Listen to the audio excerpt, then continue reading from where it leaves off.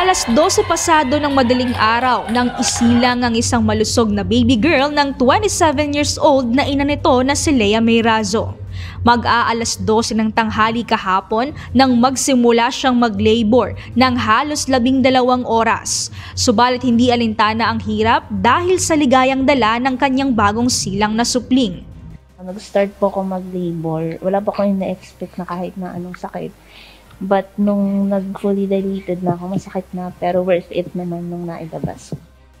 Ayon kay Lea, January 4 ang orihinal na due date niya, subalit napaaga ito at sumakto pa niya ng alas 12 dahilan upang hiranging New Year baby ang kanyang baby girl. Ang sanggol ay may timbang na 33.82 grams at kanya itong pinangalanan na Alea Jade, hango sa pangalan nilang mag-asawa. Pag-asa ni Lea ang paglaki ng kanyang baby girl ng malusog at may takot sa Diyos. Bagamat aniya may naiiwang trauma sa katawan, ay ligaya naman ang hatid nito sa kanilang kalooban nang ito'y isilang. Masaya din namang sinalubong ng mga nurses at staff ang pagpapalit ng taon sa Fabella Hospital at excited rin nilang sinalubong ang kauna-unahang New Year baby sa bagong hospital building nito sa Tayuman Street, Santa Cruz, Manila.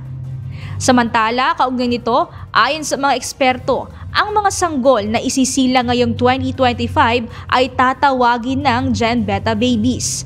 Pasok sa Generation Beta o Gen Beta ang mga ipanganganak ng taong 2025 hanggang 2039, kung saan ayon sa blog na isinulat ni Mark McRandall, ang mga Gen Beta babies ay mas exposed na sa mga artificial intelligence at mas malawak na exposure pa sa mas advanced na teknolohiya.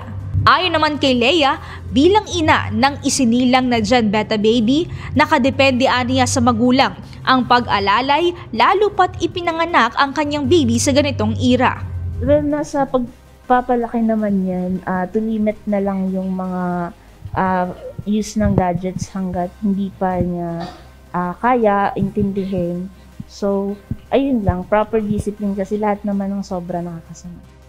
Bagamat natapos na ang taon ay magiging pasimula naman ito ng masayang hinaharap sa bawat magulang na nagsilang ng kanilang anak ngayong taon. Mia Alonzo, UNTV News and Rescue. Diyos ang aming sandigan, serbisyo publiko ang aming pinahahalagahan.